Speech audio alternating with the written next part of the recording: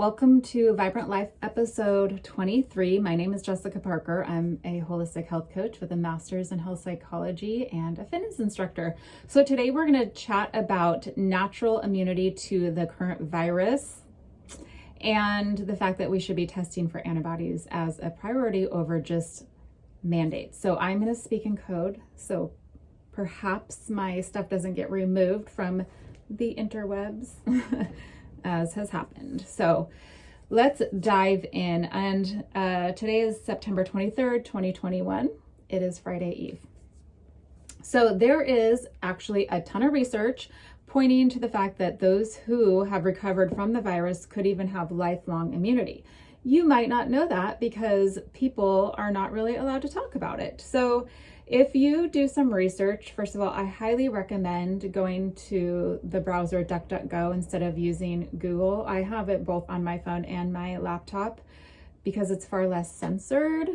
Unfortunately, that's the world we live in. So go there and you can find all sorts of this stuff. I will link to the things that I am going to be talking about, but there's a lot out there. So I'm just going to share a little bit. So number one, the NIH in January of 2021 shared this article, Lasting Immunity Found After Recovery from the Virus. So after people recover from infection from any virus, the immune system retains a memory of it. Immune cells and proteins that circulate in the body can recognize and kill the pathogen if it's encountered again, protecting against disease and reducing illness severity. So that's how it works. There's your biology 101. That's what we all know, right? This long-term immune protection involves several components: antibodies, proteins that circulate in the blood, which is what antibodies are, which recognize foreign substances like viruses and neutralize them. Then there's different types of T cells that help recognize and kill pathogens. B cells make new antibodies when the body needs them. The researchers found durable immune responses in the majority of people studied. Antibodies against the spike protein of the you-know-what virus. It was found in 98% of participants 1 month after symptom onset. So as seen in previous studies, the number of antibodies ranged widely between individuals, but promisingly, their levels remained fairly stable over time, declining only modestly at 6 to 8 months after infection. This next one talks about why they decline. So this one is good news. This virus induces lasting antibody protection. This is Washington University School of Medicine in St. Louis. So May 24th, 2021, months after recovering from mild cases of the you-know-what virus, people still have immune cells in their body pumping out antibodies against the virus that causes you-know-what, according to a study from researchers at Washington University, blah, blah, blah. Such cells could persist for a lifetime, churning out antibodies all the while. You're probably not supposed to know that, but last fall, there were reports that antibodies wane quickly after infection with the virus that caused you-know-what. And mainstream media interpreted that to mean that immunity was not long-lived, said senior author Ali Betty, PhD, associate professor of pathology and immunology, blah, blah, blah, blah, like huge long title, #science. But that's a misinterpretation of the data. It is normal for the antibody levels to go down after acute infection, but they don't go down to zero, they plateau. Here we found antibody producing cells in people 11 months after first symptoms. These cells will live and produce antibodies for the rest of people's lives. That's strong evidence for long-lasting immunity, but you're not supposed to talk about it. A third article called Had You Know What? You'll probably make antibodies for a lifetime. This is nature.com, May 26, 2021. Many people who've been infected with you-know-what will probably make antibodies against the virus for most of their lives, so suggest researchers who've identified long-lived antibody-producing cells in the bone marrow of people. That's gold standard for where to find it, who've recovered from the you-know-what.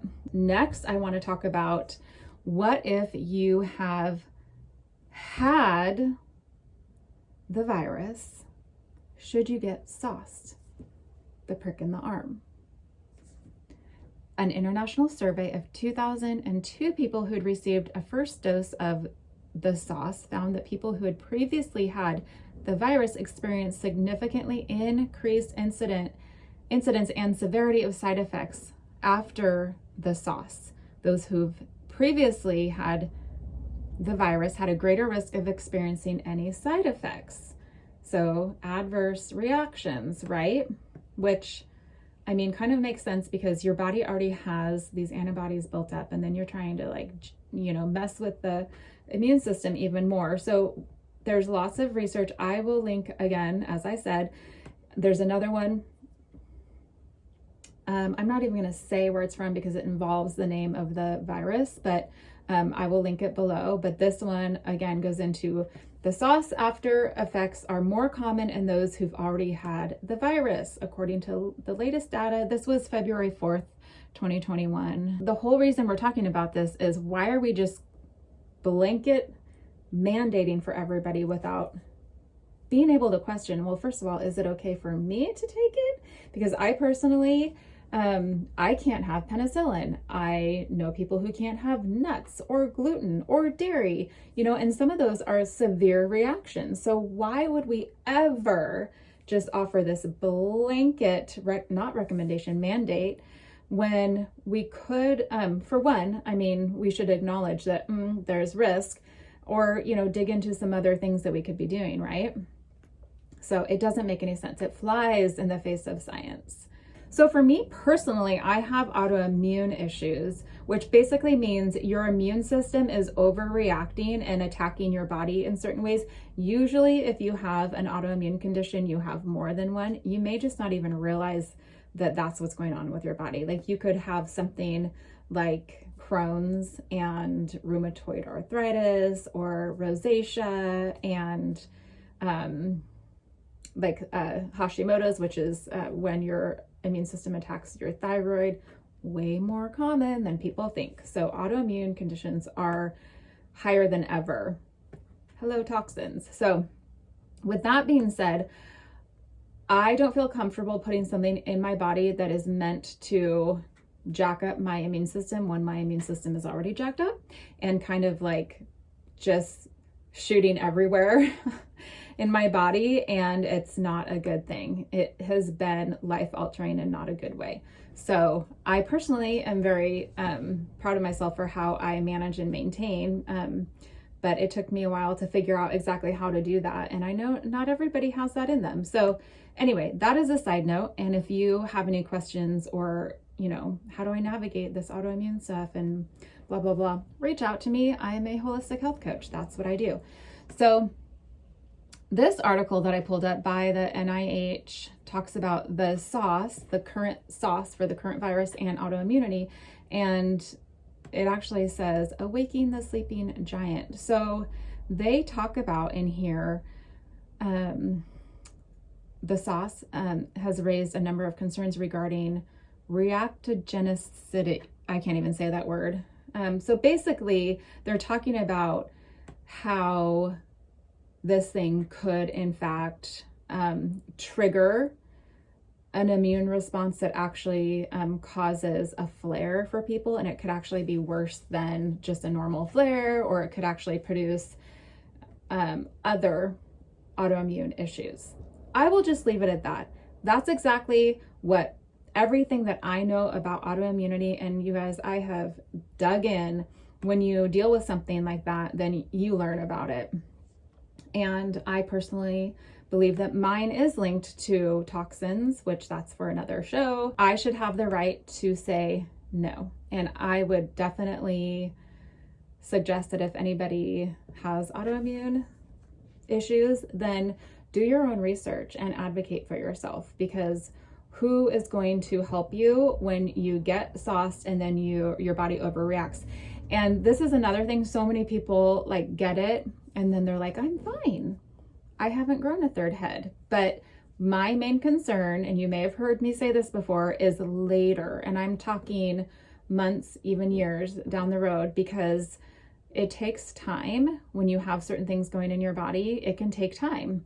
And then people are like, well, I don't know. I guess I'm just getting old. I guess it's just, bad luck. Well, no, it's not. So that is it. My main thing is that we should be testing for antibodies, and it's very clear why. Now, they are testing, let's see here. There is, I think it's Michigan.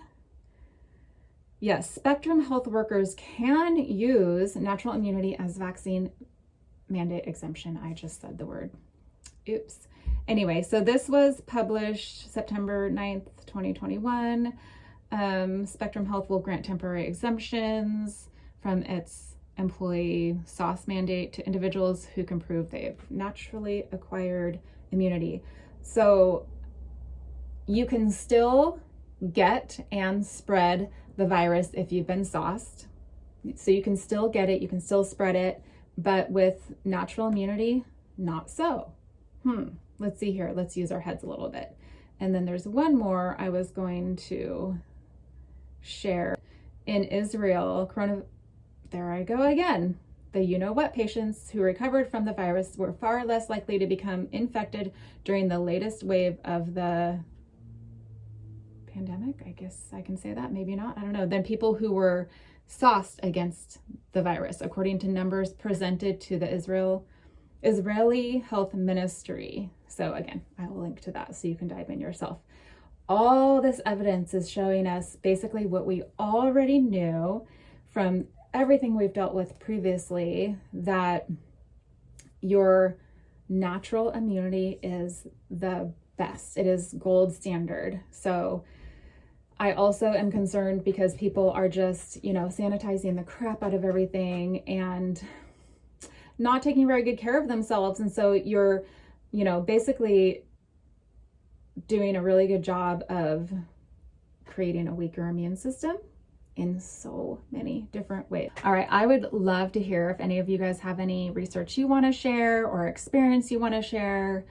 I would love it, even if you want to jump on here and I can do a little interview with you. I do think that listening to people is key right now because of so much control and censorship out there, that actual experience from real world people is where it's at. So you can find me at thatvibrantlife.com. You can find me on Facebook at vibrantlife or Instagram at that_vibrantlife.